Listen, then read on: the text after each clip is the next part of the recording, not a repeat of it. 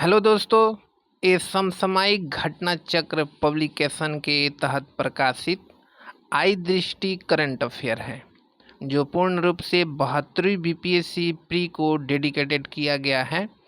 और इसमें बात करें कहाँ से कहाँ तक की घटनाओं का वर्णन है तो 1 जुलाई 2025 से 21 जून 2026 तक की अद्यतन घटना इसमें दी गई है।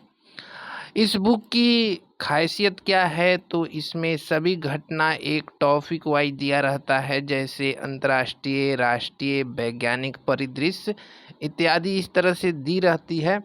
तो आज के क्लास में हम बात करेंगे तो इसमें सूक्ष्म दृष्टि के ऊपर, जिसमें बात करें तो सभी घटनाओं का एक सटीक और सूक्ष्म दृष्टि डाला जाता है। मतलब सिंपली बोले तो ये वन लीनियर प्रश्न बनाया जाता है सभी इम्पोर्टेंट घटनाओं को लेकर। और ये जो घटना होती है बहुत इम्पोर्टेंट है, क्योंकि सिर्फ यही 4-5 क्वेश्चन पकड़ देगा। ठीक है ना, तो चलिए शुरू करते हैं। सबसे पहले इसमें सूक्ष्म दृष्टि में हम बात करते हैं तो इम्पोर्टेंट राष्ट्रीय घटनाओं के बारे में चर्चा होगी। बोला जा रहा है कि प्रधानमंत्री नरेंद्र मोदी कहाँ पर 12वें अंतर्राष्ट्रीय योग दिवस समारोह में शामिल हुए। मतलब टोटली बोले तो 12वें अंतर्राष्ट्रीय योग दिवस कहाँ मनाया गया था, जिसका उद्घाटन प्रधानमंत्री नरेंद्र मोदी ने किए। तो इसका आंसर होगा कि वो कोलकाता में मनाया गया था। ठीक है ना। और अंतर्राष्ट्रीय योग दिवस कब मनाया जाता है तो वो 21 जून को मनाया जाता है। 21 जून को हर साल अंतर्राष्ट्रीय योग दिवस मनाया जाता है। 2026 में जो मनाया गया वो 12वीं था। ठीक है। बात करते हैं इसका थीम क्या था, तो इसका थीम था कि स्वस्थ जीवन के लिए योग। ठीक है ना, वही इसका थीम था। आगे बोला जा रहा है कि भारत बिल्डकॉन 2026 का आयोजन कहाँ पर किया गया, तो ये भारत बिल्डकॉन 2026 का आयोजन नई दिल्ली में किया गया। अब पहले ये बताइए भारत बिल्डकॉन का मतलब क्या होता है। तो भारत बिल्डकॉन का मतलब होता है ना कि वेल्डिंग बनाने में जितना भी वस्तुओं की ज़रूरत पड़ती है, या सिंपली बोले तो वेल्डिंग मटेरियल, जैसे फ्लाईवुड हो गया, तो उसी का प्रदर्शनी लगाया गया था ये नई दिल्ली में। ठीक है ना।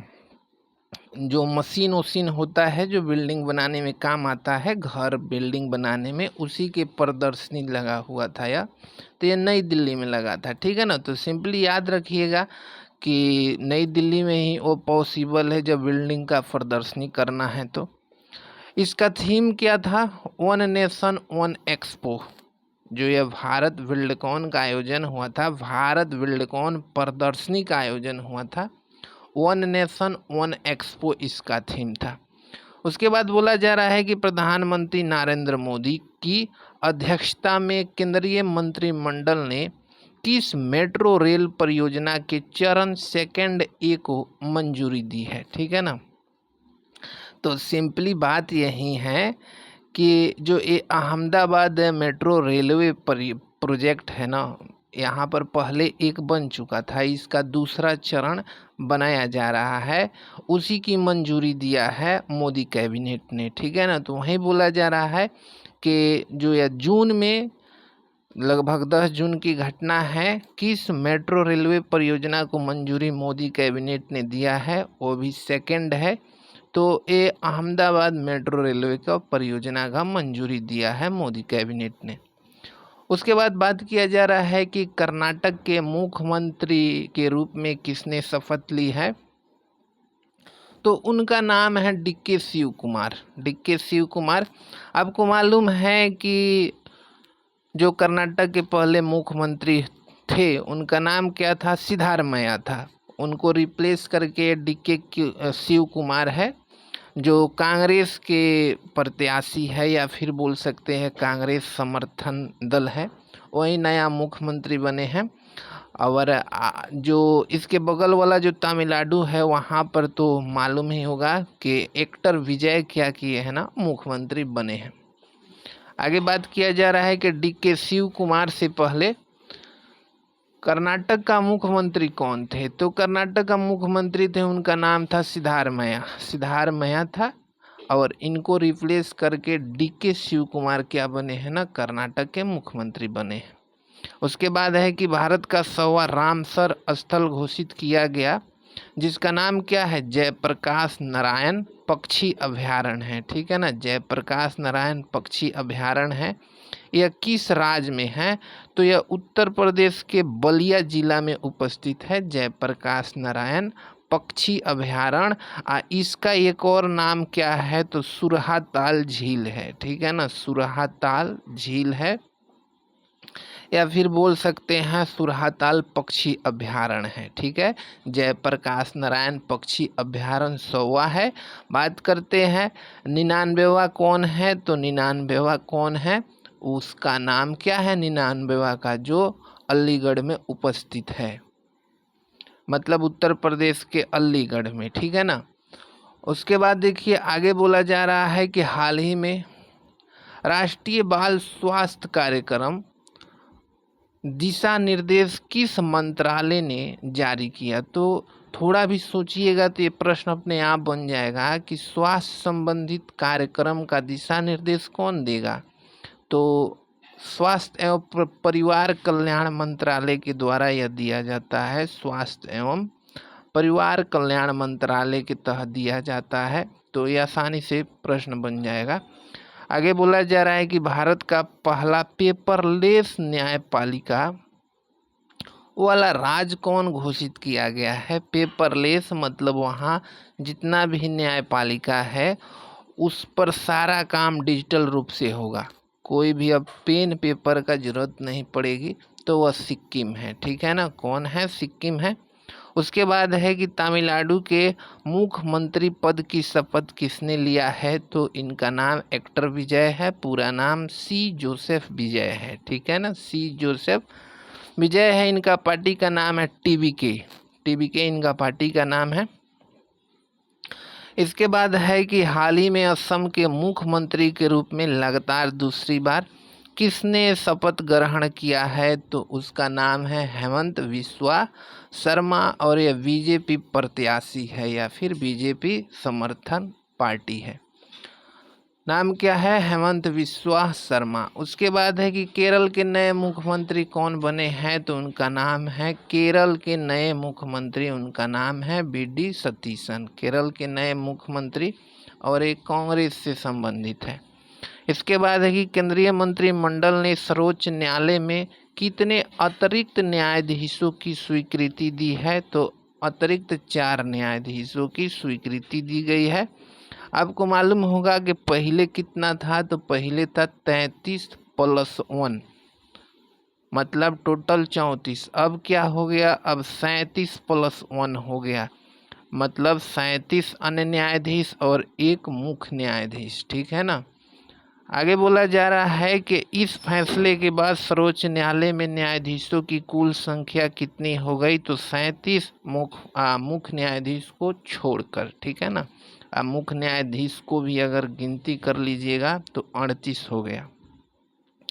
इसके बाद है कि केंद्रीय मंत्रिमंडल ने हाल ही में कौन सा मिशन शुरू करने की मंजूरी दी है? ठीक है ना, तो यह कपास उत्पादकता मिशन। सिंपली याद रखना है कि मई में कपास उत्पादन से संबंधित भी एक निर्णय लिया था केंद्रीय मंत्रिमंडल ने। ठीक है ना, वैसे तो बहुत सारा निर्णय लिया होगा, लेकिन हाँ, कपास से संबंधित भी एक निर्णय लिया था। ठीक है ना।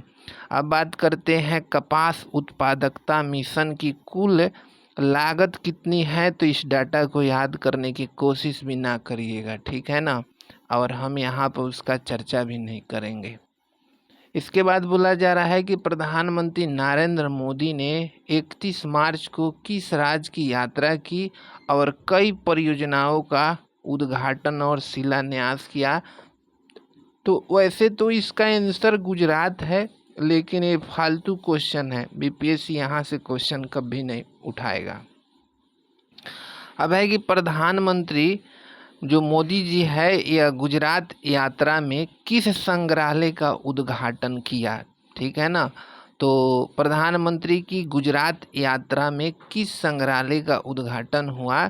तो उस संग्रहालय का नाम है सम्राट संप्रति संग्रहालय, जो कहाँ पर है? गांधीनगर में है। तो सिंपली याद रखिएगा, गुजरात के जो गांधीनगर है वहाँ पर मोदी जी ने एक संग्रहालय का उद्घाटन किया, जिसका नाम क्या है? सम्राट संप्रति संग्रहालय है। लेकिन सबसे बड़ी बात है कि ये भी बीपीएससी के लिए फालतू क्वेश्चन बन जाएगी। इसके बाद है कि वृक्ष युवा परिषद उद्यमिता कार्य समूह की बैठक कहाँ आयोजित किया गया है? ठीक है ना, तो इम्पोर्टेंट क्वेश्चन है यह। वृक्ष युवा परिषद उद्यमिता कार्य समूह, देखिए वृक्ष से संबंधित वृक्ष का 26 में भारत में क्या हो रहा है ना, आयोजन हो रहा है। तो इसके अलग अलग समूहों का बैठक भारत के अलग अलग शहरों में होगी। ठीक है ना। यहाँ पर बात हो रही है युवा परिषद कहाँ होगा? युवा परिषद तो याद रखिएगा इंदौर में। ठीक है ना, इंदौर में याद रखिएगा। आगे बोला जा रहा है कि सरकार ने हाल ही में क्या अधिसूचित किया है? क्या अधिसूचित किया है मतलब किसी चीज़ का निर्माण किया है या कोई खास मतलब अधिसूचना को अधिसूचित किया है, उसी बारे में बात हो रही है। तो आप याद रखिएगा कि राष्ट्रीय खेल प्रशासन की नियम को वह क्या किया गया था ना, 26 में अधिसूचित किया गया था। और इस नियम के या इस अधिनियम के अंतर्गत राष्ट्रीय खेल बोर्ड का निर्माण किया गया है। बात कर लेते हैं कि राष्ट्रीय खेल बोर्ड क्या करेगा। तो यह जितना भारत में जितना बोर्ड बनाया गया है ना खेल से संबंधित, ये सब का बाप होगा। जैसे बीसीसीआई भी इसके अधीन आएगी, इंडियन क्रिकेट जो बोर्ड है, फुटबॉल बोर्ड है, सब पर ये कंट्रोल करेगा। ठीक है ना। तो याद बस इतना रखिएगा ना कि हाँ, एक खेल बोर्ड बना है, और एक जब खेल बोर्ड बना है तो उससे संबंधित एक अधिनियम भी बना है। ठीक है ना, उसी को क्या बोला जाएगा? राष्ट्रीय खेल प्रशासन नियम। इसको राष्ट्रीय खेल अधिनियम भी बोल सकते हैं, जो 26 में बना है। ठीक है ना। अब देखिए बात करते हैं कि जो राष्ट्रीय खेल बोर्ड बना है इसमें कितना सदस्य है। तो याद रखिएगा टोटल 3 सदस्य, माने यह है ना एकदम चुनाव आयोग, भारत के चुनाव आयोग जितना मतलब इसका सदस्य संख्या है, 1 अध्यक्ष और 2 सदस्य। ठीक है ना। तो इसकी तुलना आप मेंबर सिटी के दृष्टि से चुनाव आयोग से कर सकते हैं। ठीक है ना। अब देखिए पीडीएस योजना के बारे में बात की जा रही है। अब पीडीएस योजना तो आपको समझ में आ रहा है ना, ये जो कोटा में नहीं मिलता है चावल गेहूँ, उसी से संबंधित है। अब इसको थोड़ा विशेष नाम से जाना जा रहा है, सार्थक पीडीएस योजना के नाम से जाना जा रहा है। ठीक है ना। तो यह जो योजना है किसके लिए शुरू की गई है? तो यह सार्वजनिक वितरण प्रणाली को बेहतर बनाने के लिए। ठीक है ना। तो सार्थक पीडीएस योजना सार्वजनिक जो वितरण प्रणाली है ना, उसको और अच्छा बनाने के लिए किया गया है। ठीक है। आगे बोला जा रहा है कि केंद्र सरकार अगले 5 वर्षों में सार्थक पीडीएस पर कितना खर्च करेगी। ठीक है ना। तो कितना खर्च करेगी सार्थक पीडीएस पर? तो ये भी डाटा आपको याद रखने की ज़रूरत नहीं है, ये फालतू क्वेश्चन बनेगी। ठीक है ना। कितना खर्च करेगी आपको नहीं जानना है। ठीक है। अब देखिए बोला जा रहा है कि सार्थक पीडीएस योजना को किसने मंजूरी दिया है। ठीक है ना। तो देखिए जितना खर्च से संबंधित मामला होता है ना, ये सब कहाँ पर आता है? आर्थिक मामलों के कैबिनेट समिति देखता है। ठीक है ना। तो इसी से उसका संबंध होगा। ठीक है ना। अब खर्च तो बहुत सारा है, जैसे रक्षा खर्च होता है तो रक्षा मंत्रालय देखता है, उसको नहीं जोड़ना है। ये मतलब दान उन दिया जाता है, जैसे प्रधानमंत्री किसानों के खाता में पैसा भेजते हैं, ये सब इसी के अंतर्गत आता है, आर्थिक मामले के कैबिनेट समिति के अंतर्गत आता है। तो पीडीएस को भी याद रखिएगा, उसी के अंतर्गत आएगा। ठीक है ना। अब प्रश्न को देखिएगा कि भारत की पहली स्वदेशी हाइड्रोजन ट्रेन किस खंड पर चलाने की मंजूरी दी गई है, ठीक है ना। तो देखिए भारत में हाइड्रोजन ट्रेन चला है, इससे पहले भी चला है, लेकिन वो भारत का बना हुआ नहीं था। ये भारत का बना हुआ पहला है, इसलिए इसका नाम स्वदेशी हाइड्रोजन ट्रेन है। और यह जिंद से सोनीपत के बीच चलाई जाएगी, जिंद से सोनीपत के बीच चलाई जाएगी। अब एक बात और जान जाइए कि जो जिंद से सोनीपत है ना, ये बात करें ये कहाँ पर है, तो ये गुजरात में पड़ता है, ठीक है ना, गुजरात में उपस्थित है। तो ये भी प्रश्न बन सकता है कि स्वदेशी हाइड्रोजन ट्रेन किस राज्य में चलाई गई है फर्स्ट, तो गुजरात में, ठीक है ना। अब देखिए समान नागरिक संहिता विधेयक 2026 पारित करने वाला असम देश का कौन सा राज्य बना है, तो वह तीसरा राज्य बना है। आपको मालूम होगा कि उत्तराखंड पहला है, गुजरात दूसरा है और ये असम है ना, यह यूसीसी लागू करने वाला तीसरा राज्य बना है, ठीक है ना।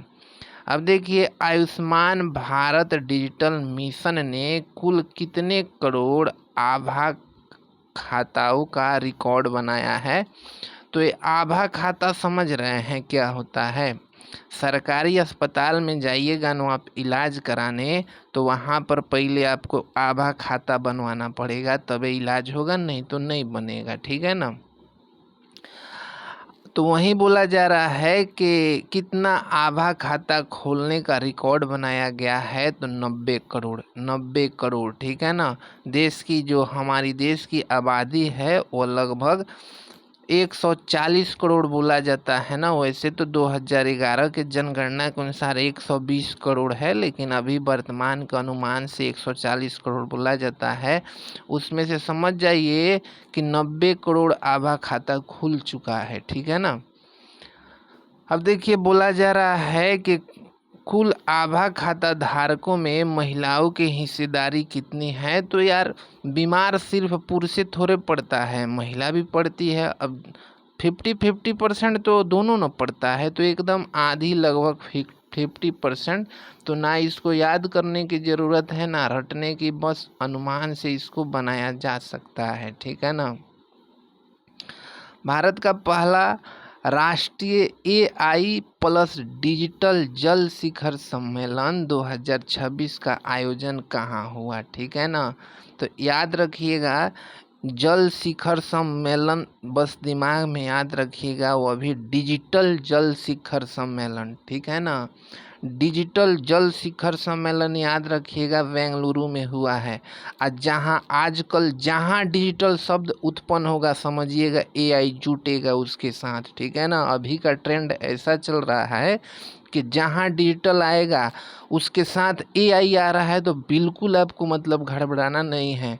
ऐसे समझ जाइए कि उसका डिजिटल का उपसर्ग बन चुका है AI। तो वही है कि AI प्लस में डिजिटल जल शिखर सम्मेलन। तो बस ध्यान में रखिएगा डिजिटल जल शिखर सम्मेलन जहाँ भी मिल जाए बेंगलुरु में हुआ है, ठीक है ना। आगे बात करते हैं कि उत्तर क्षेत्र कृषि सम्मेलन का आयोजन कहाँ पर किया गया है, ठीक है ना। उत्तर क्षेत्र के कृषि सम्मेलन का आयोजन लखनऊ में हुआ है, जो उत्तर प्रदेश की राजधानी है, ठीक है ना। तो उत्तर क्षेत्र कृषि सम्मेलन है, ठीक है ना। उत्तर दक्षिण पूर्व पश्चिम इस सभी क्षेत्र कृषि सम्मेलन होता है। तो जो उत्तर क्षेत्र का है यह लखनऊ में हुआ है, ठीक है ना। आगे बोला जा रहा है कि यह जो सम्मेलन है इसका आयोजन किस मंत्रालय द्वारा किया गया। तो इसको तो सिंपली आप अपने माइंड से बना सकते हैं कि कृषि से संबंधित कौन मंत्रालय देखेगा, तो यह केंद्रीय कृषि और किसान कल्याण मंत्रालय करेगा इसका। तो ये तो आसानी से पकड़ा जाएगा। अब देखिए बात करते हैं जनगणना 2027 के लिए राष्ट्रीय टोल फ्री हेल्पलाइन नंबर क्या है? तो ये 1855 है। इतना छोटा क्वेश्चन बीपीएससी पूछकर अपना मतलब अपमान नहीं करेगा, इसलिए ये क्वेश्चन कभी नहीं आएगी, ठीक है ना। लेकिन 1855 कोई बड़ी बात नहीं है। 1857 में प्लासी का युद्ध हुआ था। प्लासी का युद्ध नहीं, सॉरी, ये जो क्रांति हुई थी 1857 की क्रांति हुई थी, तो उससे 2 साल पहले का ये नंबर है, ठीक है ना। उसके बाद बात करते हैं कि भारत की पहली अल्कलाइन बैटरी निर्माण यूनिट कहाँ शुरू की गई है, ठीक है ना। अल्कलाइन बैटरी का निर्माण करने वाला कंपनी कहिए, फैक्ट्री कहिए, ये कहाँ पर स्थापित किया गया है? तो जम्मू कश्मीर में, ठीक है ना। आई क्या है? पहला है। कहने का मतलब बैटरी तो आप समझ रहे हैं, इतना तो कॉमन सेंस आपके पास होगा ही कि बैटरी का भारत में बहुत सारा फैक्ट्री होगी, लेकिन ये अल्कलाइन बैटरी की बात हो रही है, ठीक है ना। तो इसका पहला फैक्ट्री खुला है कहाँ पर? जम्मू कश्मीर में, ठीक है ना। इसी पहला फैक्ट्री को पहला यूनिट बोला जा रहा है। आगे बोला जा रहा है कि भारत के किस उपराष्ट्रपति ने श्रीलंका की द्विपक्षीय आधिकारिक यात्रा की, ठीक है ना। तो इसमें कौन उपराष्ट्रपति होंगे? अब 50 वर्ष पहले का उपराष्ट्रपति थोड़े होंगे, वर्तमाने का ना उपराष्ट्रपति होंगे। तो उसका नाम है सीपी राधाकृष्णन, ठीक है ना। ये गए थे श्रीलंका में, थोड़ा सा भाषण वाषण करके आए, ठीक है ना। अब देखिए आगे बोला जा रहा है फेमिना मिस इंडिया, क्या बोला जा रहा है? फेमिना मिस इंडिया 2026 का आयोजन कहाँ पर हुआ, ठीक है ना। फेमिना मिस इंडिया का आयोजन, तो अब पहले बढ़िया से सुनिए एगो बात कि सबसे पहले बताइए कि फेमिना मिस इंडिया का मतलब क्या होता है, आप समझ रहे हैं? तो सुनिए, जैसे मिस वर्ल्ड क्या है? एक सौंदर्य प्रतियोगिता होता है, ठीक है ना, मिस वर्ल्ड। उसी तरह मिस यूनिवर्स भी एक सौंदर्य प्रतियोगिता होता है। उसी तरह यह भारत लेवल पर होने वाला भारत का सबसे पुराना, हमने क्या बोला, सबसे पुराना यह सुंदरियों का कॉन्टेस्ट है, ठीक है ना। इसमें जैसे मिस वर्ल्ड में सुंदरी लोग का फर्स्ट रैंक सेकंड रैंक लाया जाता है, उसी तरह ये फेमिना मिस इंडिया होता है। और इसी का आयोजन जो हुआ था ना, वो कहाँ पर हुआ था? भुवनेश्वर में हुआ था, ठीक है ना। अब बात करें कि भुवनेश्वर में कहाँ, तो उसका नाम है Kalinga institute of industrial technology, जगह है, कोई जगह है, वहीं पर हुआ था, ठीक है ना। इसमें जो मिस इंडिया बनी थी ना, वो कौन बनी थी? तो साध्वी सतीश सैल बनी थी, साध्वी सतीश सैल। तो याद रखिएगा कि सिंपली फेमिना मिस इंडिया का मतलब इंडिया लेवल के सुंदरी, ठीक है ना। अब आगे बोला जा रहा है कि दिल्ली लखपति बिटिया योजना का शुभारंभ किसने किया, ठीक है ना। तो देखिए एक लाडो योजना चलाया जा रहा था केजरीवाल के राज में, मतलब केजरीवाल के शासनकाल में, ठीक है ना। लाडो लक्ष्मी योजना करके, लक्ष्मी नहीं मतलब लाडो से नाम है उसका, ठीक है ना। लाडो बिटिया करके कुछ नाम है, उसी का नाम रूपांतरित किया गया है, पैसा भी थोड़ा सा बदला गया है। बीजेपी उसी नाम को दिल्ली लखपति बिटिया योजना के नाम से चलाया है, ठीक है ना। और इसका उद्घाटन या फिर शुभ आरंभ जो महामहिम राष्ट्रपति द्रौपदी मुर्मू हैं, उन्हीं के द्वारा किया गया है, ठीक है ना। तो याद रखिएगा। अब कुछ लोग होगा जो कन्फ्यूजन में आकर दिल्ली के मुख्यमंत्री जो कौन स्त्री है उसका नाम हमारे ध्यान में भी नहीं आ रहा है, उसको मत मार दीजिएगा, ठीक है ना। तो मतलब ये राष्ट्रपति के पावन कदमों से इसका उद्घाटन हुआ है, ठीक है ना। अब देखिए नीतीश कुमार जी है, किस पद से इस्तीफा दिए? तो इसको तो बच्चा बच्चा जानता है। हाँ, एक बात को याद रखिएगा, अप्रैल में इस्तीफा दिए थे, लगभग हमारे ख्याल से 14 अप्रैल को इस्तीफा दिए थे। अब 15 अप्रैल को सम्राट चौधरी सीएम पद का शपथ लिए थे, ठीक है ना। हो सकता है कि 14 अप्रैल हम कहीं मिस कर रहे हो, लेकिन सम्राट चौधरी 15 अप्रैल को सीएम पद का शपथ लिए थे, इतना क्लियर है। अब देखिए आगे बोला जा रहा है कि उत्तर भारत का पहला ग्लास ब्रिज किस जिले में बनाया जाएगा। अभी बना नहीं है, बनाया जाएगा, ठीक है ना। तो सुनिएगा क्या बोला गया है, ग्लास ब्रिज, वो भी पहला है, ठीक है ना। तो देखिए कुछ लोगों का दिमाग में आया होगा कि उत्तर भारत का पहला है, इसका मतलब दक्षिण भारत में बन चुका है। तो यस, बन चुका है। आप 2-3 साल पहले ही पढ़े होइएगा कि कन्याकुमारी में बना है ग्लास ब्रिज, ठीक है ना। वो रामेश्वरम में बना है, ठीक है ना, जो समुद्र के ऊपर है। तो वो दक्षिण भारत का है, लेकिन उत्तर भारत में ऐसा कोई भी ग्लास ब्रिज नहीं था जो बनाने की प्रस्ताव को मंजूरी दिया गया है। और पंजाब के रोपन जिला में बनेगा। ये रोपन आपको मालूम होगा कि एक हड़प्पा स्थल है, ठीक है ना। और एक चीज़ के बारे में बात करें, ये रोपण सतलज नदी के किनारे उपस्थित है, इसको याद रखिएगा। और कुछ लोग इस पर भी कंफ्यूज हो जाएगा कि हमने पढ़ा था 2-3 साल पहले कि बिहार के राजगीर में एक ब्रिज बना था। तो राजगीर या गया में बना था, राजगीर में नहीं, गया में बना था। तो रबर डैम था, ठीक है ना। ये मत जोड़ लीजिएगा लिंक कि वह ग्लास ब्रिज है, ठीक है ना। ग्लास ब्रिज का मतलब होता है कि शीशा का ब्रिज है, मतलब आप ऊपर खड़ा होकर नीचे देखिएगा तो सब कुछ दिखाई देगा, ठीक है ना। अब आगे देखिए, आगे बोला जा रहा है कि क्षेत्रीय कनेक्टिविटी योजना संशोधित उड़ान योजना को किसने मंजूरी दी है, ठीक है ना।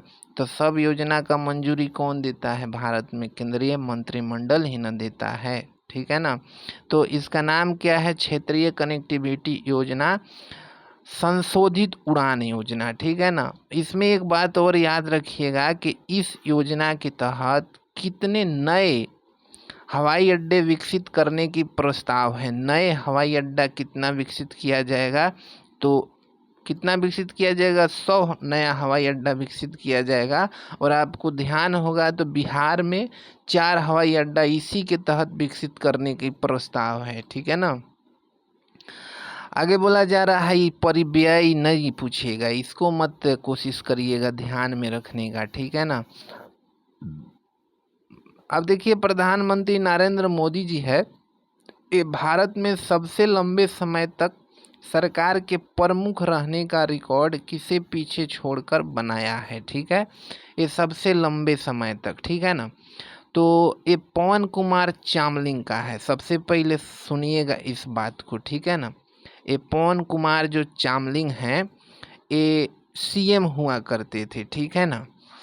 और मोदी जी है तो यह Modi ji CM plus PM दोनों को जोड़कर बोला जा रहा है यहाँ पर, ठीक है ना। सरकार का प्रमुख तो मतलब गुजरात के सरकार का प्रमुख अब प्लस में भारत सरकार का प्रमुख। ये पवन कुमार जो चामलिंग थे, ये लगभग 25 साल शासन किए हैं, ठीक है ना। और भारत के रिकॉर्ड में सबसे ज़्यादा समय तक मुख्यमंत्री रहने वाले यही हैं, पवन कुमार चामलिंग। तो मोदी जी इनको पीछे छोड़कर सरकार का प्रमुख बने हैं। और एक प्रश्न यहाँ पर है जो बहुत इम्पोर्टेंट है, आइए जान जाइए, सिक्किम का मुख्यमंत्री हुआ करते थे पवन कुमार चामलिंग, ठीक है ना। तो कितना दिन तक उन्होंने शासन किया था, तो देखिएगा यहाँ पर क्या है, 8,930 दिन शासन किया था, ठीक है ना। 8,930 दिन तक पवन कुमार चामलिंग शासन किया था, ठीक है। अब देखिए बोला जा रहा है कि केंद्रीय मंत्रिमंडल ने किस विकास योजना को मंजूरी दिया है, ठीक है। किस विकास योजना को मंजूरी दिया है, तो बहुत सारा योजना को मंजूरी दिया होगा, इसमें नया बात थोड़े है।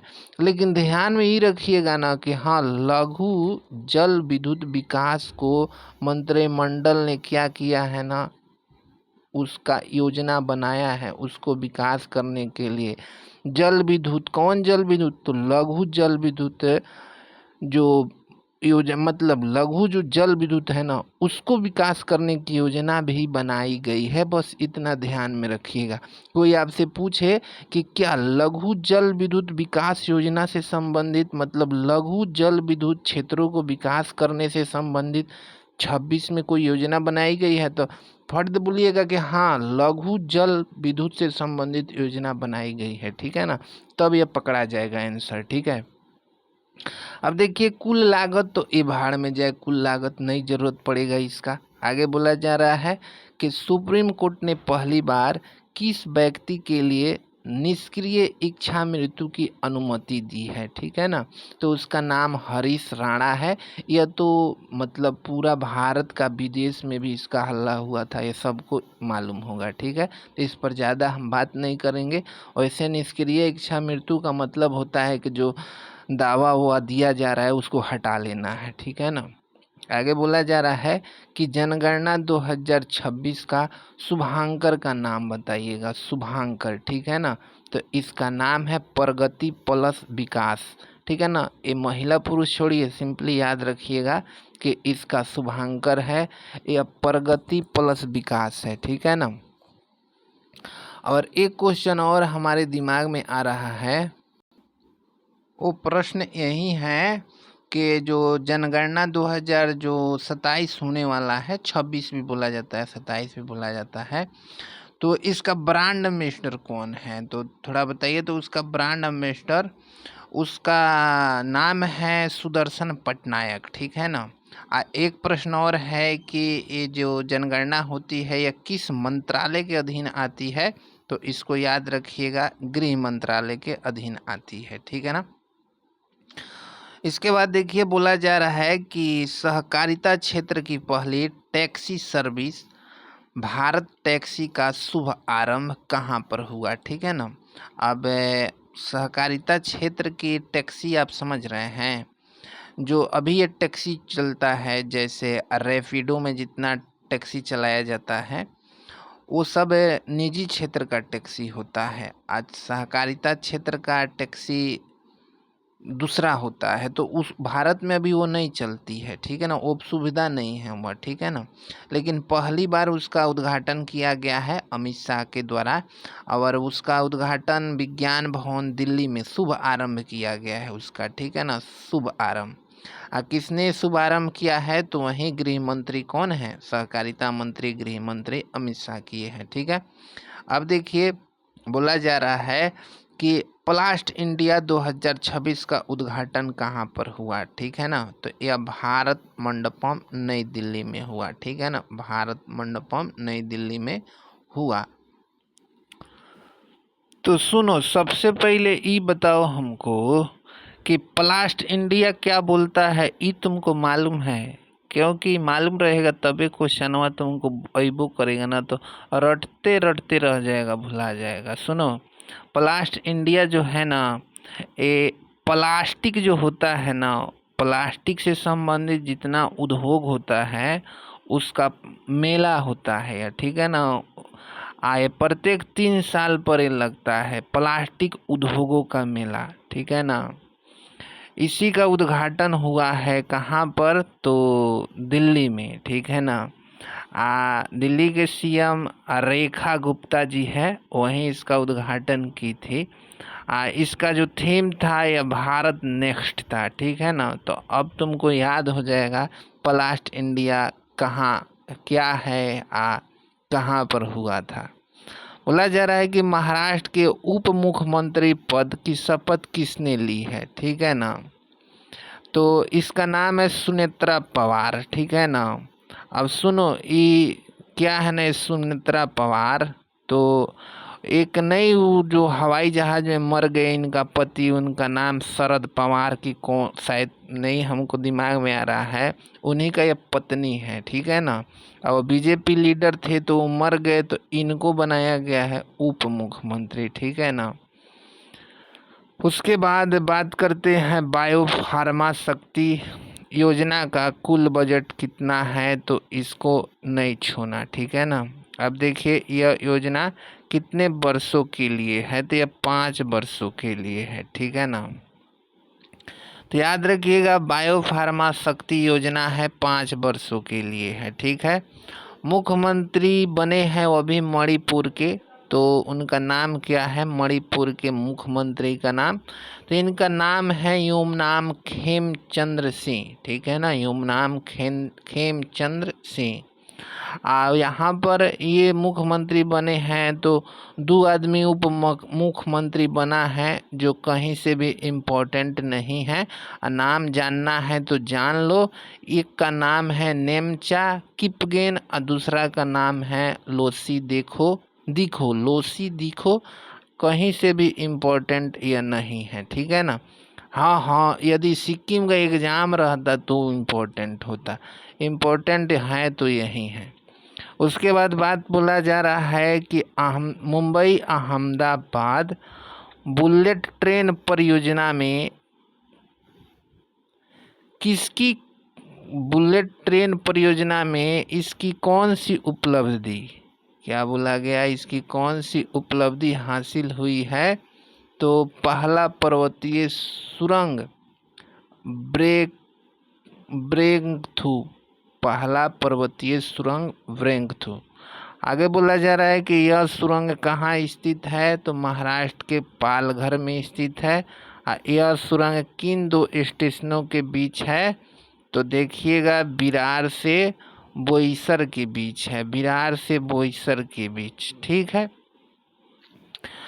आगे सुनिएगा कि 86वीं अखिल भारतीय पीठासीन अधिकारियों का सम्मेलन कहाँ पर आयोजित हुआ? पीठासीन अधिकारी समझ रहे हैं। पीठासीन अधिकारी में सबसे पहले सेंटर में चल जाइएगा तो वहाँ पर लोकसभा अध्यक्ष, लोकसभा उपाध्यक्ष, राज्यसभा अध्यक्ष, राज्यसभा उपाध्यक्ष, इन लोग को पीठासीन अधिकारी कहते हैं। अब प्रत्येक राज्य के विधानमंडल में आइएगा तो विधानसभा अध्यक्ष, उपाध्यक्ष, ये लोग पीठासीन अधिकारी है लोग। तो इन्हीं लोगों का सम्मेलन हुआ था कहाँ पर? लखनऊ में। आप पीठासीन अधिकारी सभी को बुला लीजिएगा तो हम कहेंगे कि अब इसमें से किसी को अध्यक्ष चुनिएगा, तो जो सबसे बड़ा होगा, मतलब जिसका पावर सबसे बड़ा होगा वही ना अध्यक्ष बनेगा। तो यही लोकसभा अध्यक्ष ओम बिरला अध्यक्ष बने, कहा है कि वो लोकसभा है और सब कहाँ विधानसभा का है सब, ठीक है ना। तो इस सोच के बनाया जा सकता है इस प्रश्न को, बस याद रखिएगा लखनऊ में हुआ था, ठीक है ना। एक बात और याद रखना है कि चुनाव अधिकारियों का भी सम्मेलन हुआ था। अब आप कहीं पढ़े होइएगा तो ध्यान में आपको जरूर आया होगा, तो वो दिल्ली में हुआ था, ठीक है ना। चुनाव अधिकारियों का सम्मेलन, उसमें भी राज्य चुनाव आयोग प्लस में केंद्रीय चुनाव आयोग का वो क्या हुआ था ना, सम्मेलन हुआ था। आगे बोला जा रहा है कि इंडिया AI इम्पैक्ट समिट, ठीक है ना। इम्पैक्ट समिट इसका आयोजन कहाँ हुआ था, ठीक है ना। तो यह कहाँ हुआ था? नई दिल्ली के भारत मंडपम में हुआ था, ठीक है ना।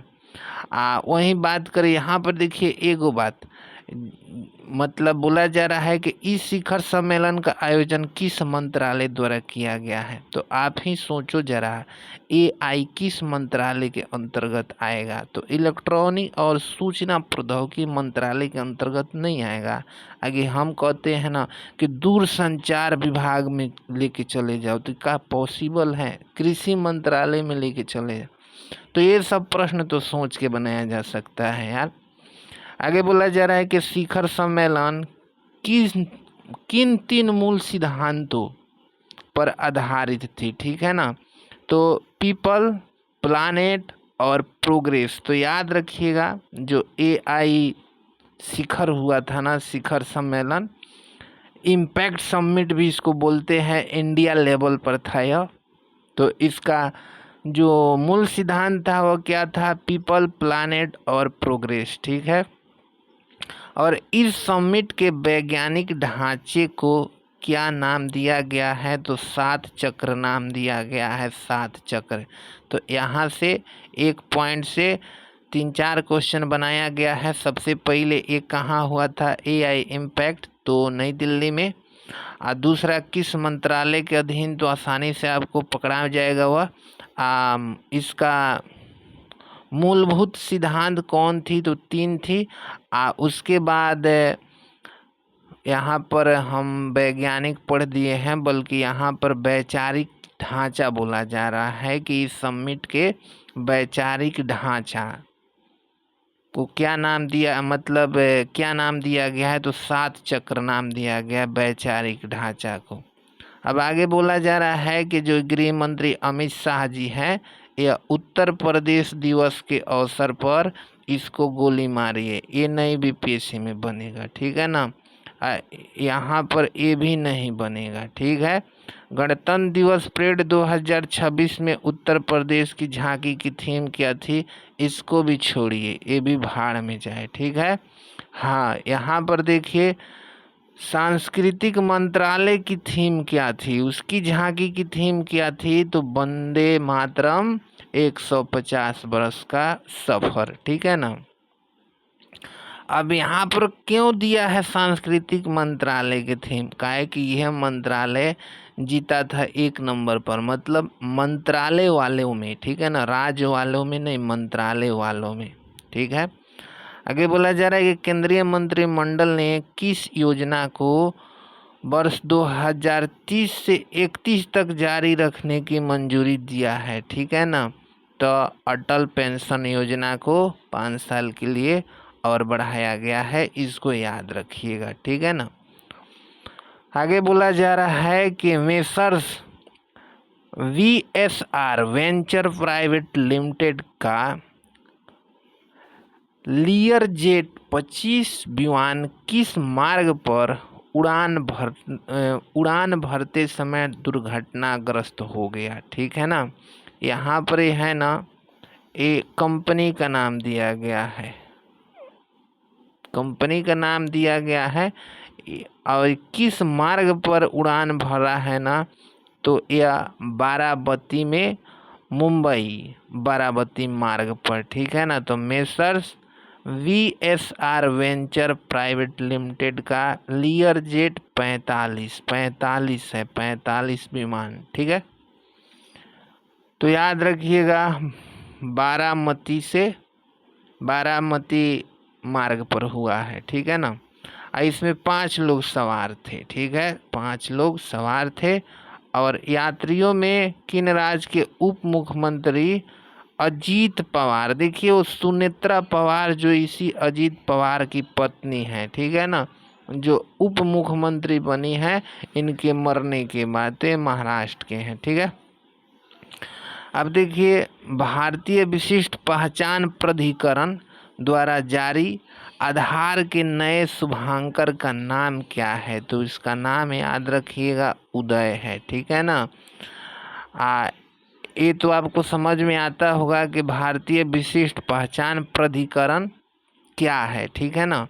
तो इसका नए शुभांकर क्या है, उदय है, उदय, ठीक है ना।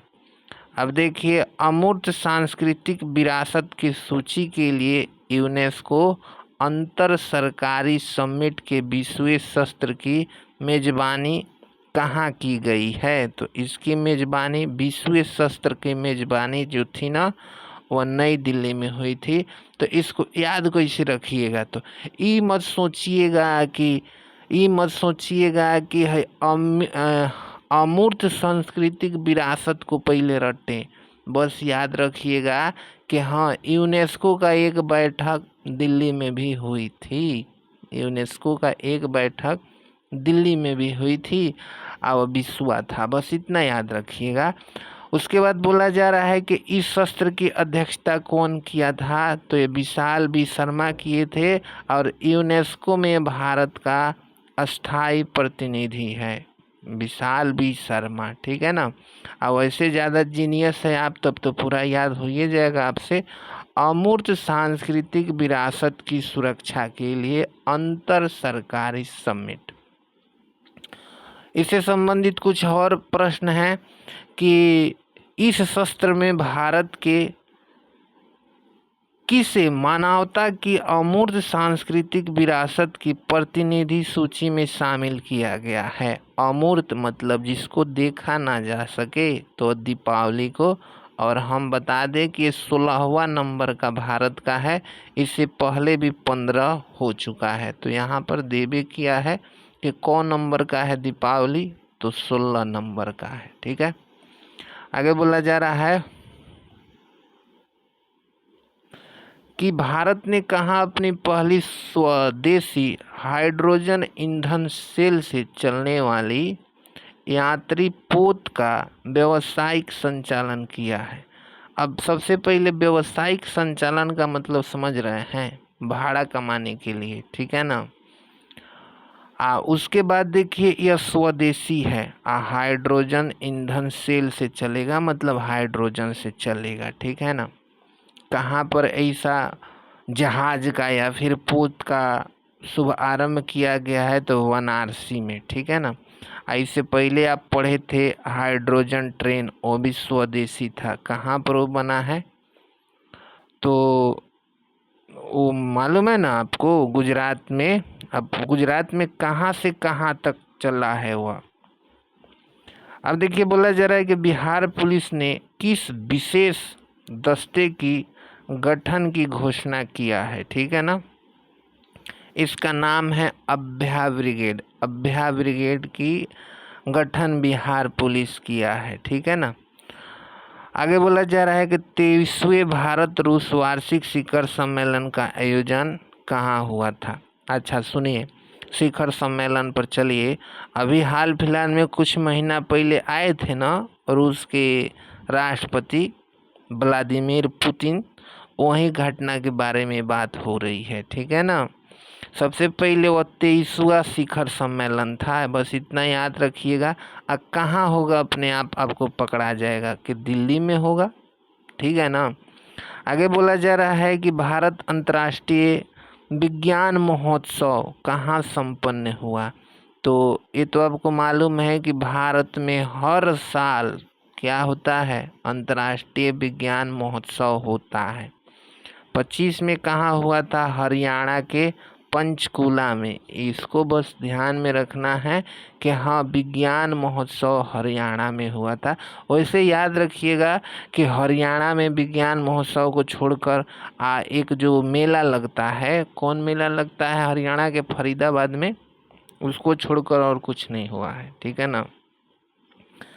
मेला का नाम अभी हमारे ध्यान में नहीं आ रहा है। आगे बोला जा रहा है कि भारत अंतर्राष्ट्रीय विज्ञान महोत्सव का मुख्य विषय क्या था। तो इसका विषय याद रखिएगा कि विज्ञान में समृद्धि आत्मनिर्भर भारत के लिए। तो मतलब आत्मनिर्भर भारत कब बनेगा, जब विज्ञान में भारत समृद्ध हो जाएगा तब। तो वही बोला जा रहा है कि विज्ञान से समृद्धि, विज्ञान से समृद्धि आत्मनिर्भर भारत के लिए। अब ऊर्जा और स्वच्छ वायु अनुसंधान केंद्र की रिपोर्ट के अनुसार नवंबर 2025 में भारत का सबसे प्रदूषित शहर कौन सा रहा, ठीक है। यहाँ पर देखिए, ये ऊर्जा एवं स्वच्छ वायु अनुसंधान केंद्र है, ये भारत लेवल का केंद्र है, कोई अंतर्राष्ट्रीय संगठन नहीं है, ठीक है ना। इसमें पूछा जा रहा है शहर, देखिएगा राज्य भी पूछा जा सकता है, देश भी पूछा जा सकता है, शहर पूछा जा रहा है, जैसे पटना शहर है उस तरह। तो इसमें गाजियाबाद शहर है सबसे प्रदूषित है, याद रखिएगा पूरे भारत में। उसके बाद बात करते हैं कि बायो सीएनजी और उर्वरक क्षेत्र का उद्घाटन किसने किया। बायो सीएनजी और उर्वरक क्षेत्र का जो उद्घाटन किए हैं अमित शाह किए हैं, ठीक है ना। बायो सीएनजी और उर्वरक जो क्षेत्र कहाँ पर उद्घाटन किया गया है, एक बात है जानते हैं लोग, ये मोदी अमित शाह सब कुछ ले जाके गुजरात में खड़ा कर ले रहा है लोग, दूसरा स्टेट को कुछ नहीं दे रहा है लोग, हर चीज़ गुजरात में लगा रहा है लोग। तो वही बोला जा रहा है बायो सीएनजी और उर्वरक क्षेत्र एक कहाँ गुजरात है, जिसका नाम है वाव थराद में किया गया है, ठीक है ना। अब देखिए, एक माह में सर्वाधिक सौर पंप स्थापना की उपलब्धि के लिए किस राज्य ने गिनीज वर्ल्ड रिकॉर्ड बनाया है, ठीक है ना। अब सौर पंप का मतलब क्या होता है, सौर पंप का मतलब होता है जानते हैं कि सोलर से चलने वाला, मतलब खेत पटाने में सोलर का उपयोग करना। तो वही है सौर पंप में महाराष्ट्र जो है ना, ये गिनीज वर्ल्ड रिकॉर्ड बनाया है। अब 1 महीने में कितने सौर सिंचाई पंप लगाए गए हैं। कहने का मतलब आप नहीं समझे। देखिए, पंपी सेट समझते हैं, गांव देहात में पंपी सेट से नहीं चलाया जाता है, उसके बाद खेत पटाया जाता है। तो अब उसके जगह पर मोटर लाया जा रहा है। मोटर में किस चीज़ की ज़रूरत पड़ेगी, लाइन की ज़रूरत पड़ेगी, तो सौर सेल से, सौर प्लेट से लाइन देकर पटा लिया जा रहा है, वही बात हो रही है। तो खैर डाटा याद मत करिएगा, ठीक है ना, डाटा की ज़रूरत नहीं पड़ेगी। जहाँ इम्पोर्टेंट डाटा यदि आएगा तो हम इशारा कर देंगे। अब देखिए, विश्व आपदा प्रबंधन सम्मेलन कहाँ संपन्न हुआ। ये देहरादून में हुआ है, ठीक है ना। सबसे बड़ी बात, यह विश्व लेवल का है, भारत लेवल का नहीं है, पूरा विश्व लेवल का है। आपदा प्रबंधन सम्मेलन है यह देहरादून में। आपदा से संबंधित देहरादून में ही कुछ हुआ है तो हुआ है, बस याद रखिएगा, और कहीं नहीं हुआ है। आगे बोला जा रहा है कि इंडिया इंटरनेट गवर्नेंस फोरम का आयोजन कहाँ पर हुआ है, तो ये नई दिल्ली में हुआ है, ठीक है ना। Governance forum, India internet governance forum का आयोजन नई दिल्ली में हुआ है। आगे बोला जा रहा है क्या कि IIGF, मतलब वहीं जो ऊपर नहीं दिया था उसी का यह फुल फॉर्म दिया है, इंडिया इंटरनेट गवर्नेंस फोरम। इसका कौन सा संस्करण था, तो 5वां संस्करण था, 5वां संस्करण था। अब देखिए, कोसी तमिल संगमम कहाँ आयोजित हुआ है, मतलब देखिए इसका शुरुआत हुआ था कहाँ पर ना, बनारसी में, ख़त्म कहाँ पर हुआ ना, तो तमिलनाडु के रामेश्वरम में, ठीक है ना। तो यहाँ पर बोला जा रहा है कहाँ पर आयोजित हुआ यह संगम, तो बनारसी, मतलब शुरुआती संगम का पूछा जा रहा है, ठीक है ना। अब देखिए, देश भर में क्या बोला जा रहा है, Sardar at the rate 150 unit, 150 unity march किसकी 150वीं जयंती पर शुरू हुआ है। तो यहाँ पर सरदार से सरदार पकड़ा ही जाएंगे, सरदार वल्लभ भाई पटेल। 16वें वित्त आयोग ने अपनी रिपोर्ट किसे सौंपी है, तो वित्त आयोग अपना रिपोर्ट किसे सौंपता है, इसमें नया बात है, ये तो GS है राष्ट्रपति को, ठीक है ना। इसकी अवधि क्या होगी, तो यहाँ 26, 27 से 5 वर्ष जोड़ लीजिए, ठीक है ना। देखिए, जो वित्त आयोग जो अपना रिपोर्ट सौंपता है ना, वो वित्त वर्ष में सौंपता है। तो 26, 27 वित्त वर्ष से लेकर 5 साल आगे बढ़ जाइए, क्योंकि 5 साल के लिए वित्त आयोग का गठन नहीं होता है। यस, इसका अध्यक्ष कौन है, तो ये तो बहुत पुराना घटना हो गया कि अरविंद पनगड़िया अध्यक्ष है। 15वीं का NK सिंह थे, तो ये सब तो सबको याद ही होगा, ठीक है ना। अब नीतीश कुमार 10वीं बार शपथ लिए थे, इसमें नया बात नहीं है। नीतीश कुमार जब शपथ लिए थे ना, मतलब चुनाव के बाद जो गठन हुआ था मंत्रिमंडल का, उसमें पूछा जा रहा है ना कि उप मुख्यमंत्री के पद पर कौन थे, तो दोनों आदमी है बना था लोग, सम्राट चौधरी या विजय सिन्हा। तो ई क्वेश्चन को काट दीजिए, ताकि अभी वर्तमान में पूछ भी नहीं करेगा, क्योंकि वर्तमान में बदल गया है, ठीक है ना। तो वर्तमान में मुख्यमंत्री सम्राट चौधरी है, सबको मालूम होगा। अब देखिएगा, बोला जा रहा है कि भारत ने किस बीमारी के लिए पहली स्वदेशी क्रिस्पर जीन थेरेपी शुरू किया है, ठीक है ना। तो एक क्रिस्पर तो आपको मालूम होगा क्या होता है, जीन एडिटिंग का कार्यक्रम इसमें किया जाता है। तो ये किस बीमारी से है, तो सिकल सेल रोग से है, सिकल सेल रोग से, ठीक है।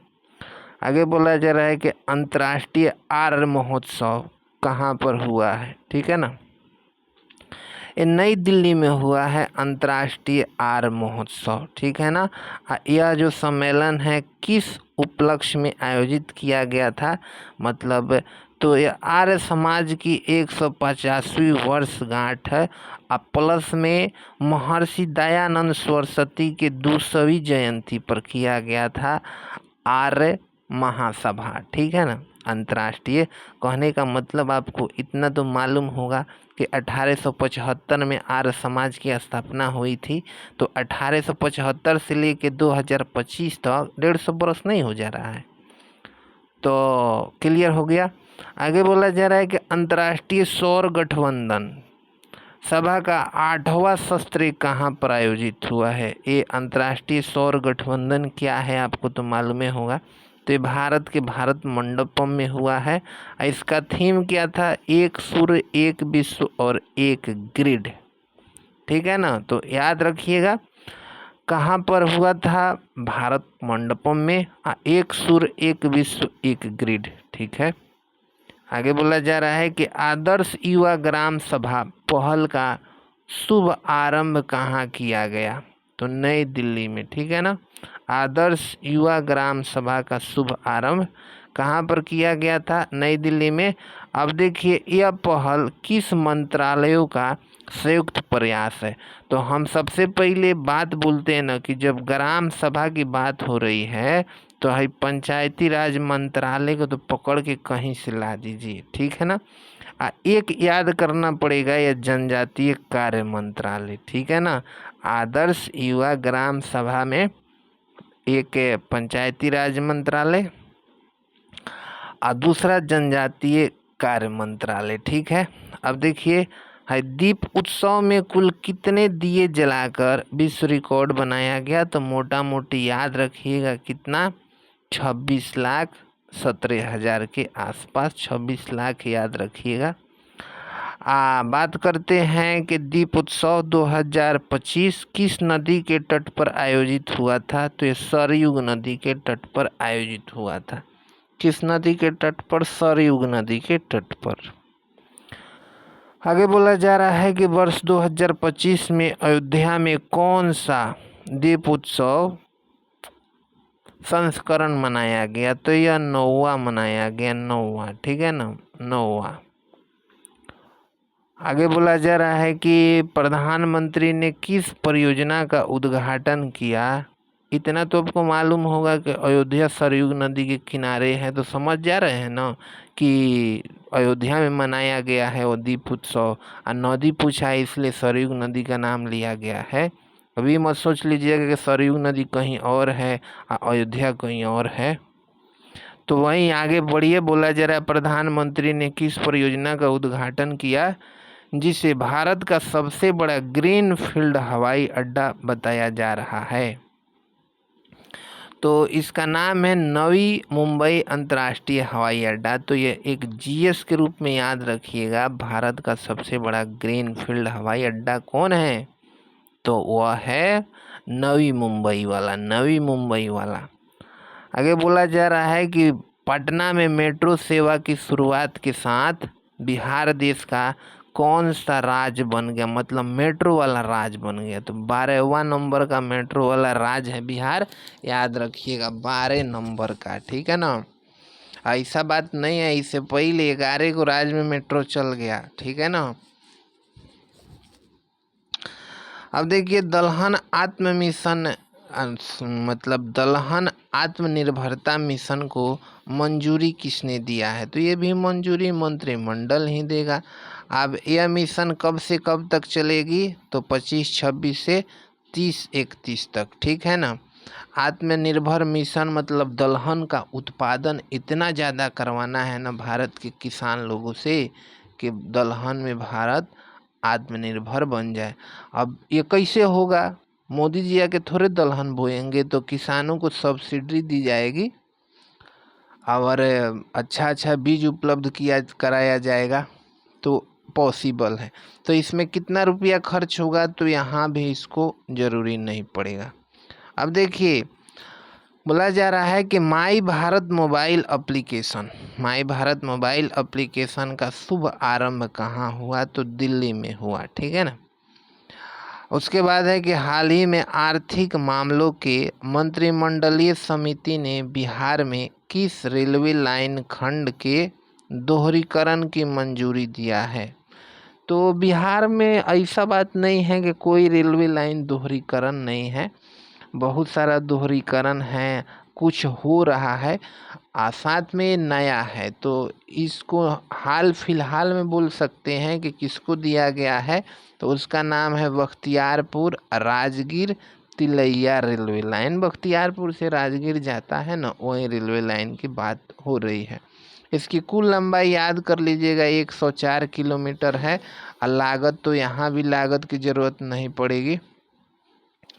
अब देखिए बोला जा रहा है कि यह रेल मार्ग किन प्रमुख धार्मिक एवं पर्यटक स्थलों को जोड़ती है, ठीक है ना।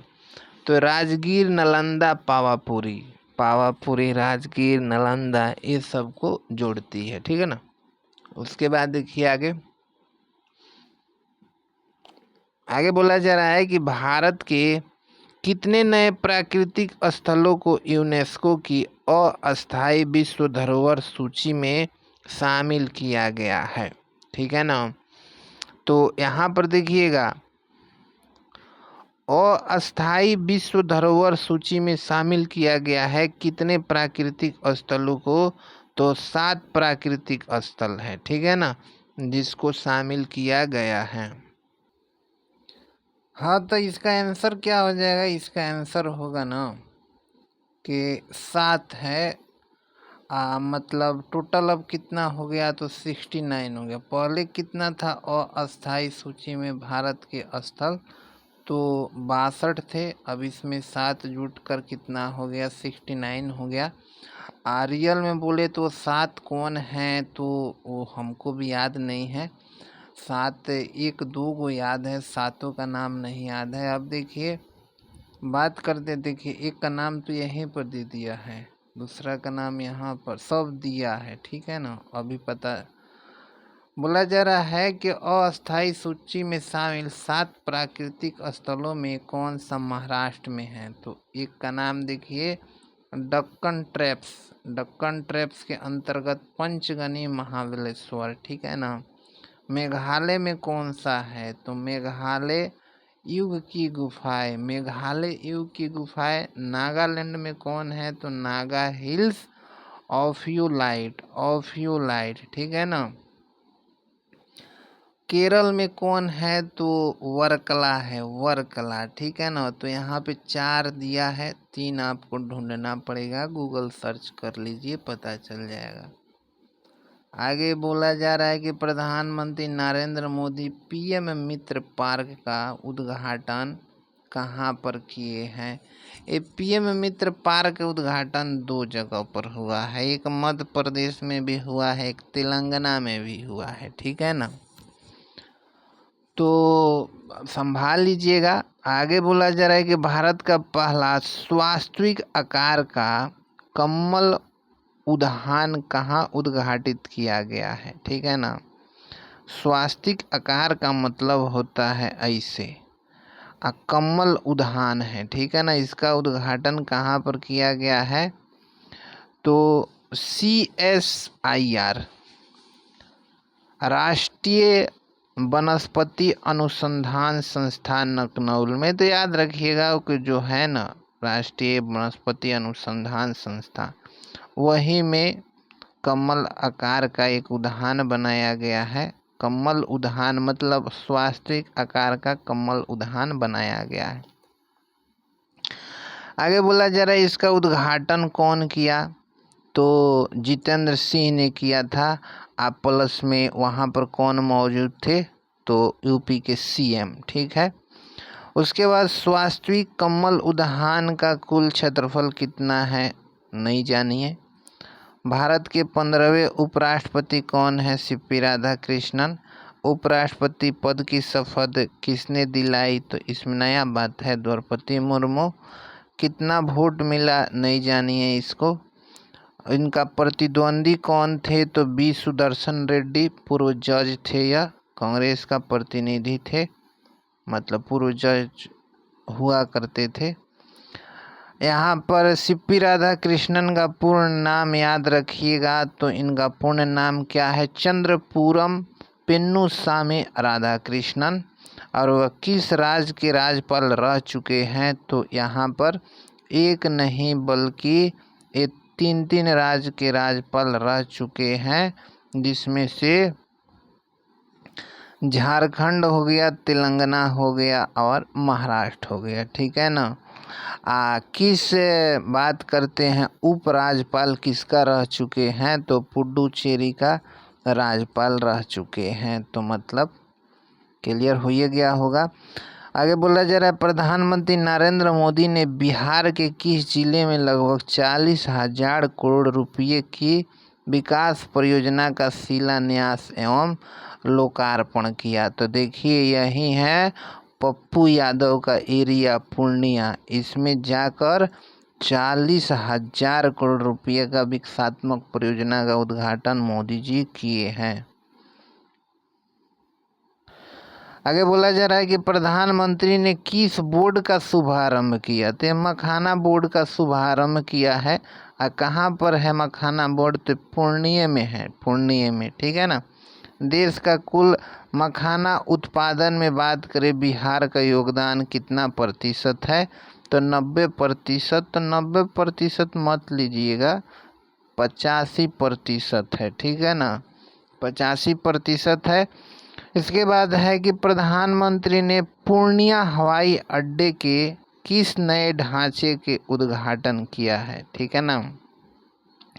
जो पूर्णिया हवाई अड्डा है तो किस नए ढांचे का उद्घाटन किया है, तो न्यू सिविल एनक्लेव में अंतरिम टर्मिनल भवन, न्यू सिविल एनक्लेव में अंतरिम टर्मिनल भवन। आगे है कि प्रधानमंत्री ने बिहार के किस स्थल पर 3x800, इसका मतलब समझ रहे हैं, इसका मतलब है कि 800 का 3 ताप विद्युत परियोजना का शिलान्यास रखे हैं, ठीक है ना। 800 मेगावाट प्रत्येक होगा, वैसा 3 गो। तो यह पीर 35, जो पीर 35 का है भागलपुर में पड़ता है।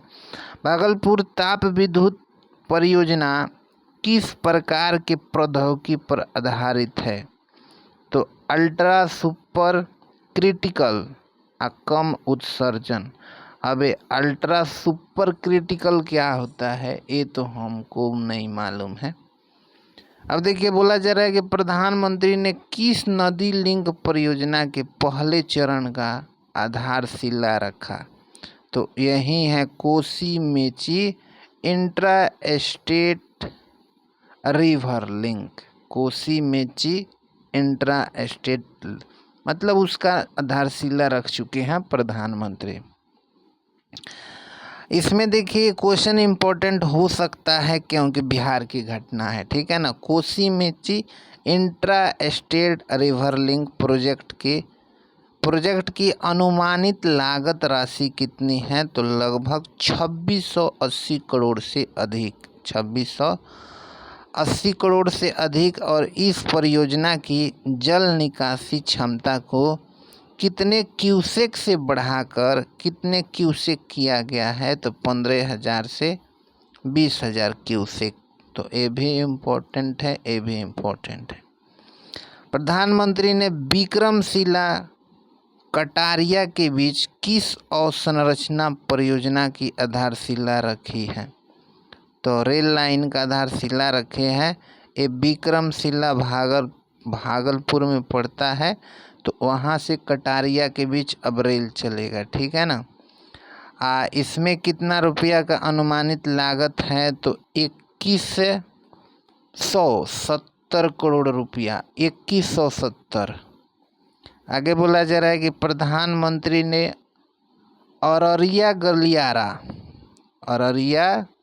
गलियारा नहीं है, अररिया गलिया जो ठाकुरगंज में पड़ता है के बीच कितनी लागत की नई रेल लाइन का उद्घाटन किया है, तो 4,410 करोड़, 4,410 करोड़। इसके बाद है कि अररिया गलिया रेल खंड से किन 2 जिलों के बीच सीधा रेल संपर्क स्थापित होगा, तो अररिया से किशनगंज के बीच, ठीक है ना। ठाकुरगंज किशनगंज में पड़ता है, तो अररिया से किशनगंज के बीच क्या हो जाएगी ना, रेल सेवा उपलब्ध हो जाएगी। इसके बाद है कि प्रधानमंत्री ने किस मार्ग पर वंदे भारत एक्सप्रेस ट्रेन को हरी झंडी दिखाई। तो देखिए ऐसा बात नहीं है कि बिहार में वंदे भारत ट्रेन नहीं चलता है, चलता है, लेकिन ये क्वेश्चन कभी बनेगा आप ही सोचिए, कभी बनेगा नहीं बनेगा, लेकिन मान लीजिए आ गया तो याद रखिएगा जोगबनी से दानापुर। ठीक है।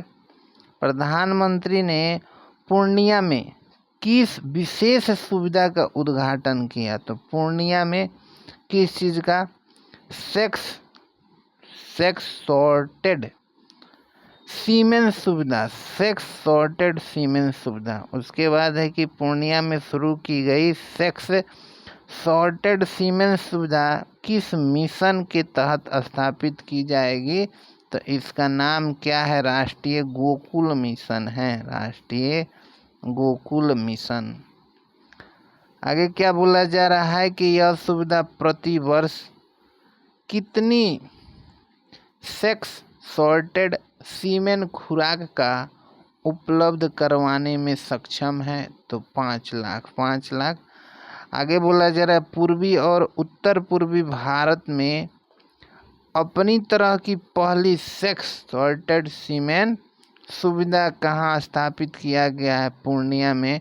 अब जो पूर्णिया का अगल बगल का होगा या फिर पूर्णिया के बारे में जानता होगा उससे क्वेश्चन नहीं गलत हो सकती है। आगे बोला जा रहा है कि स्वच्छ वायु सर्वेक्षण 2025 किस कार्यक्रम के अंतर्गत आयोजित किया गया। स्वच्छ वायु सर्वेक्षण 2025 किस कार्यक्रम के अंतर्गत क्या किया गया ना, आयोजित किया गया है। तो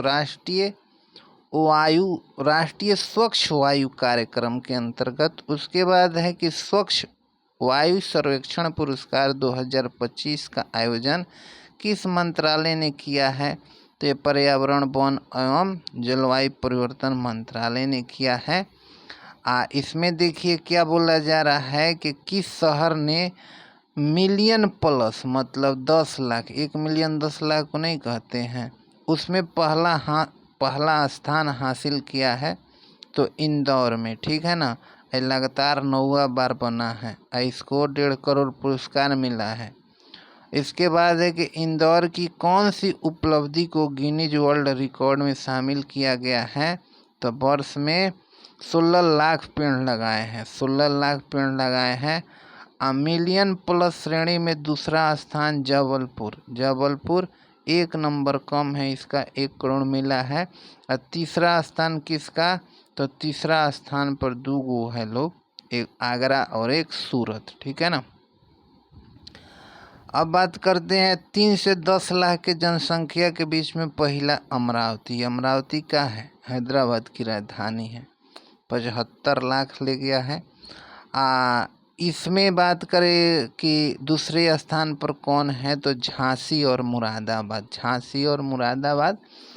तीसरा स्थान पर बात करें अलवर, राजस्थान का अलवर। ठीक है ना। 3 लाख से कम जनसंख्या में तो देवास है, देवास। ठीक है ना। यहीं पर नोट छपाता है आपको, तो ध्यान में हिले होगा। अब देखिए बात करते हैं, बोला जा रहा है कि प्रधानमंत्री नरेंद्र मोदी ने कहाँ पर 9,000 करोड़ रुपये से अधिक के विकास कार्यों का उद्घाटन किया है। तो आइजल में किया है। आइजल में एक क्वेश्चन नहीं आएगा। आगे बोला जा रहा है कि आइजल में यहाँ पर 8,060 करोड़ रुपये से अधिक लागत वाली किस नए रेल लाइन का उद्घाटन किया है। तो बैराबी सैरांग रेल लाइन। ये प्रश्न इम्पोर्टेंट है। कहाँ पर? आइजोल में। और आइजोल कहाँ की राजधानी है ये बताइए तो नहीं हमको। आगे बोला जा रहा है कि इस ऐतिहासिक अवसर पर जब आइजोल पहली बार भारतीय रेल नेटवर्क से जुड़ा तो कितने नई एक्सप्रेस ट्रेनों को हरी झंडी दिखाकर रवाना किया गया। तो तीन। उसके बाद है कि NIRF रैंकिंग में समग्र श्रेणी में कौन से संस्थान शीर्ष पर रहा? NIRF रैंकिंग में तो IIT मद्रास है, ठीक है ना। देखिए NIRF ये इंडिया लेवल का है, यूनिवर्सिटी या फिर जो शिक्षण संस्थान है उसका रैंक देता है। इसके बाद बोला जा रहा है कि IIT मद्रास ने NIRF रैंकिंग में समग्र श्रेणी में लगातार कितने वर्षों से शीर्ष स्थान पर है? तो लगातार 7 वर्षों से है। PM विकसित भारत रोजगार योजना का घोषणा किसने किया है? प्रधानमंत्री किया। इसके बाद है कि कहाँ से इसका घोषणा हुआ है? तो लाल किला से हुआ है। और इस योजना के लिए कितने रुपये आवंटित किए गए हैं? तो लगभग 1 लाख करोड़ रुपये, 1 लाख करोड़ रुपये। और इस योजना के तहत नए रोजगार पाने वाले युवाओं को 2 किस्तों में कितनी प्रोत्साहन राशि दी जाएगी? तो 15,000। तो बस याद रखिएगा, ये क्या नाम है? इसका नाम है PM विकसित भारत रोजगार योजना। मोदी जी घोषणा किए, लाल किला से घोषणा हुआ। कुल खर्चा इसमें कितना है? 1 लाख करोड़। कितना पैसा मिलेगा युवाओं को? 15,000। जो नौकरी करेगा उसी को मिलेगा। मिशन सुदर्शन चक्र की घोषणा कहाँ से हुई? तो जहाँ से PM रोजगार योजना की घोषणा हुई, मतलब लाल किला। उसके बाद देखिए, इस मिशन को कितने वर्षों में पूरा करने का लक्ष्य है? तो 10 वर्षों में, ठीक है। उसके बाद है कि पिपरहवा निशानियों को कितने वर्ष के बाद भारत लाया गया? चूँकि जानते हैं ये ब्रिटिश लेके भाग गया था सब, ठीक है ना। तो भारत लाया गया है 127 वर्ष के बाद, ठीक है। पिपरहवा निशानियों की खोज कब की गई थी? तो 1898 में, ठीक है ना। यह निशानियों की खोज कहाँ की गई थी? तो पिपरहवा स्तूप, सिद्धार्थनगर, उत्तर प्रदेश में। यह निशानी किसकी है? तो यह बूढ़े की न होगी। और यह निशानी किस प्राचीन शहर से संबंधित है? तो कपिलवस्तु में संबंधित है, कपिलवस्तु से। तो यहीं पर हम इस क्लास को रोकेंगे। इसके आगे दूसरा क्लास आएगा।